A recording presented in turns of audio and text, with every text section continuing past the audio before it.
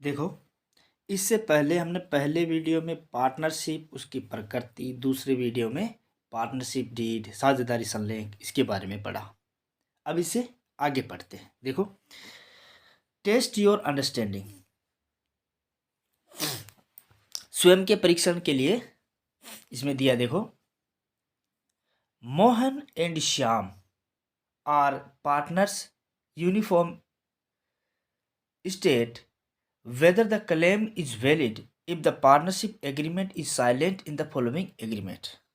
देखो, इसमें कहा है कि मोहन और श्याम एक फर्म में पार्टनर है। आपको ये बताना है कि इसमें जो स्टेटमेंट दिए हैं, जो क्लेम किए गए हैं पार्टनर के द्वारा, क्या वो वैलिड है या इनवैलिड है।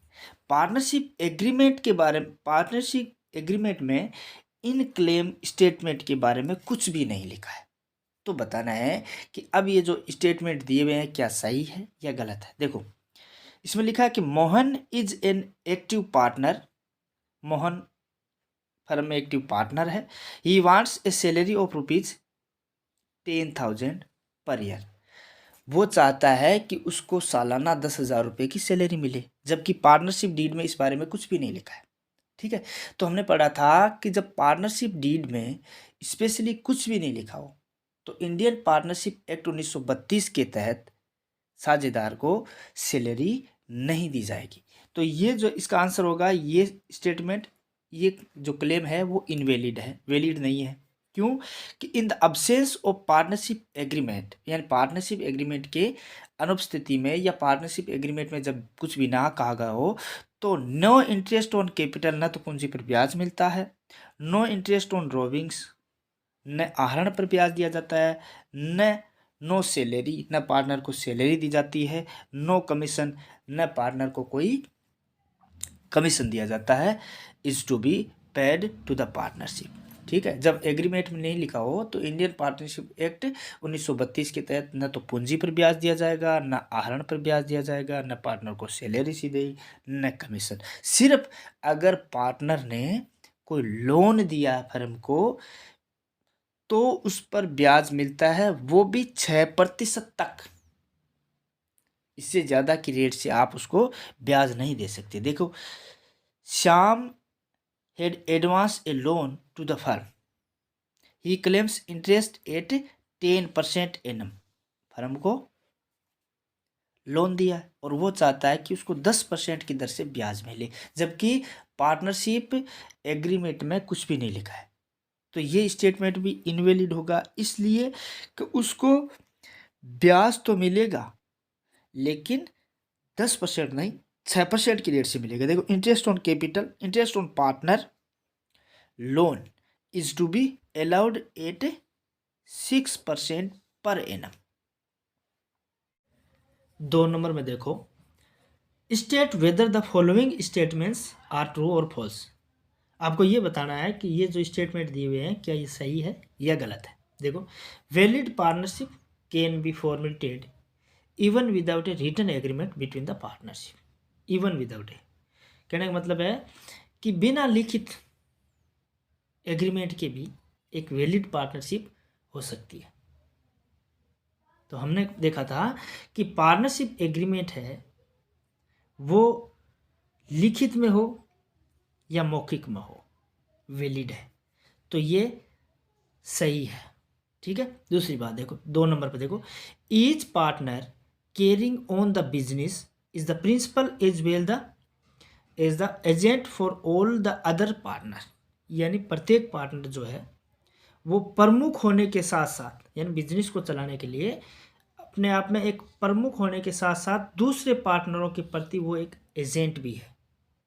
तो ये बात भी सही है। तीसरा नंबर देखो, maximum number of partners can be 50, यानी पार्टनर की अधिकतम संख्या कितनी हो सकती है? 50। तो हमने पढ़ा था कि इंडियन पार्टनरशिप एक्ट 1932 के तहत उसमें ये लिखा हुआ है कि पार्टनर की अधिकतम संख्या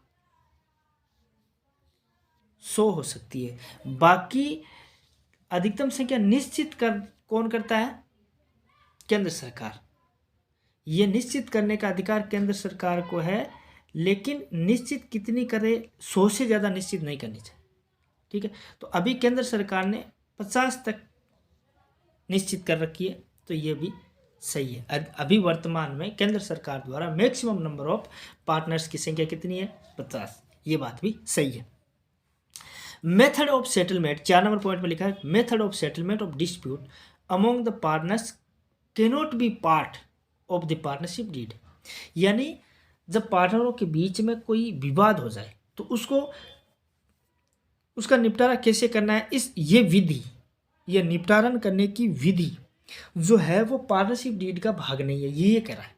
जबकि हमने पढ़ा था कि पार्टनरशिप डीड में ये भी लिखा हुआ होता है कि जो पार्टनरों के बीच में कोई विवाद हो जाए तो उसका निपटारा कैसे करना है, इस बात का भी उसमें लिखा हुआ होता है। तो ये वाक्य भी क्या है, गलत है।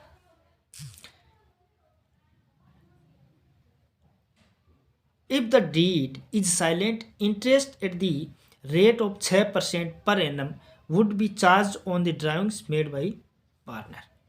इसमें ये लिखा हुआ है कि अगर पार्टनरशिप डीड में कुछ भी नहीं लिखा हुआ है तो इंटरेस्ट ऑन ड्रॉइंग है वो 6% की दर से चार्ज किया जाएगा।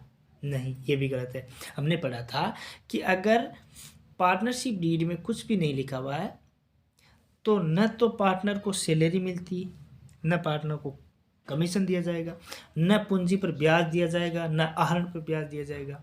हाँ, अगर पार्टनर ने लोन दे रखा है तो उस पर ब्याज दिया जा सकता है, और वो भी 6% की दर से। छठा पॉइंट देखो, interest on partners loan is to be given at 12% per annum with the deed is silent about the if the deed is silent about the rate. इसका कहने का मतलब है कि पार्टनरशिप डीड में अगर रेट नहीं दे रखी है लोन पर तो इंटरेस्ट की रेट है वो 12% होगी। नहीं, हमने पढ़ा था कि अगर पार्टनरशिप डीड में रेट नहीं दे रखी है या कुछ भी नहीं कह रखा है तो पार्टनर को लोन पर ब्याज है वो 6% की दर से दिया जाएगा। तो ये वाक्य भी क्या है, गलत है। Special aspect of partnership account, कुछ विशेष पहलू।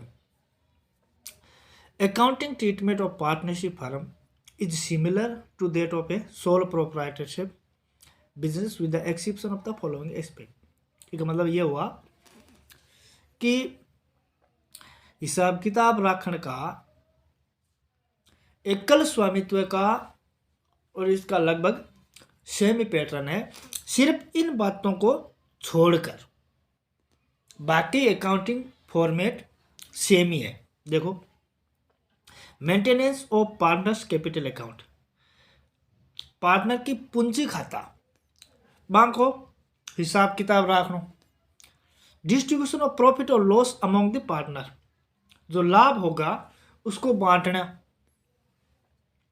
Adjustment of wrong appropriation of profit in the past, यानी पीछे का जो लाभ हुआ उसका अगर आपने गलत बंटवारा कर दिया है तो उसको रेक्टिफाई करना। Reconstruction of partnership firm, partnership firm है उसका जब रिकंस्ट्रक्शन होता है, मतलब कोई नया पार्टनर आता है या कोई पहले से जो पार्टनर था वो छोड़ के चला गया, तो इस तरीके से जो फर्म का रिकंस्ट्रक्शन होता है उसका कैसे अकाउंटिंग करना है। Dissolution of partnership firm, partnership firm है उसका समापन होता है तो उसका हिसाब किताब।